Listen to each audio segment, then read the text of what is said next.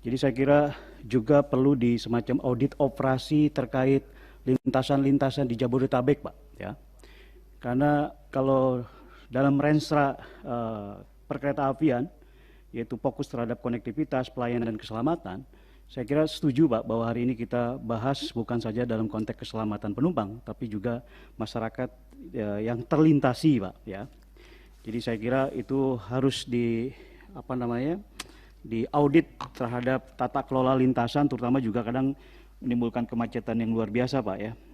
Kemudian Pak, saya juga dapat masukan Pak terkait perlu dikaji ulang tentang beberapa stasiun Pak ya, terutama di wilayah Citayam dan Bojonggede itu pemukimannya sangat padat gitu. Dan saya kira perlu kalau misalnya tadi Pak Dirjen Bina Marga menyebut angka perbaikan untuk menata ulang dalam konteks aktivitas, kan ini kan pembenahan ya Pak ya, bukan pengembangan. Kalau pengembangan Pak Dirjen sudah memberikan solusi dengan tidak sebidang gitu kan pembangunannya. Nah, yang pembenahan ini yang sebidang saya kira tadi investasinya begitu besar Pak. Nah, saya kira pimpinan produk dari rapat hari ini kenapa tidak misalnya kita bentuk des bersama yang diawasi langsung oleh Komisi 5, mereka mempunyai action plan dan timetable ya. Bagaimana masalah sebidang ini betul-betul ada. Mohon maaf sekali lagi tidak dalam menggurui ini, Bapak Ibu lah orang-orang yang berkompeten di bidang ini, tapi kita perlu semacam laporan periodik terhadap penanganan masalah sebidang ini, pimpinan. Jadi kalau perlu bentuk semacam des bersama lah lintas stakeholder supaya ada roadmap dan action plan serta timetable, Pak. Jadi produk dari rapat hari ini saya kira pentingnya produk keputusan yang bisa betul-betul, mohon maaf, tidak rapat seremonial saja nih ya, sehingga kemudian tidak ada action plan yang jelas ke depan.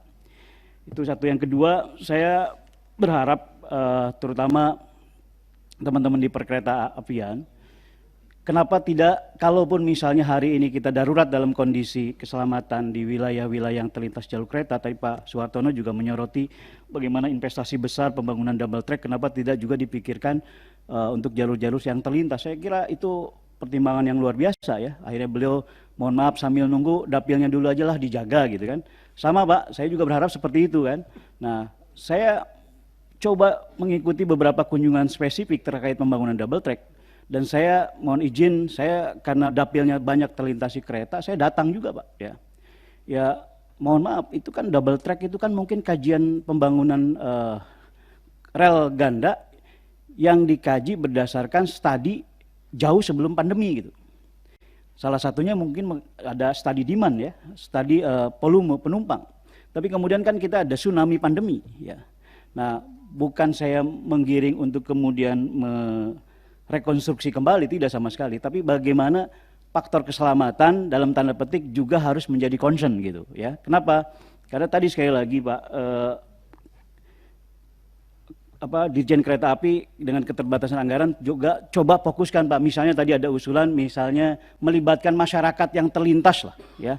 Tadi kan ada upgrading kompetensi untuk para petugas pengatur lintasan. Nah, kenapa juga tidak dilakukan edukasi terhadap masyarakat di jalur lintasan Pak? Kalau perlu ada anggaran CSR kereta api yang justru untuk diberikan kepada masyarakat untuk menjadi bagian yang terlibat gitu sebelum lintasan dan seterusnya. Apalagi nanti ada teknologi yang sebagai peringatan dini sebelum kereta melintas Pak. Jadi saya kira roadmap atau action plan yang clear harus betul-betul bisa dijadikan produk dari keputusan rapat hari ini pimpinan. Supaya apa?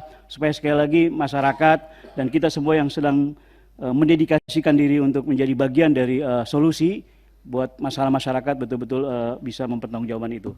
Saya jadi ingat lelucon sebelum ditutup pimpinan. Jadi katanya ada sekelompok masyarakat yang akan melintas, tanya katanya pimpinan, nanti saya sharing videonya di grup komisi ini. Kereta api dari Surabaya jam berapa lewatnya? Dijawab oleh petugasnya jam sekian. Dari Semarang jam sekian.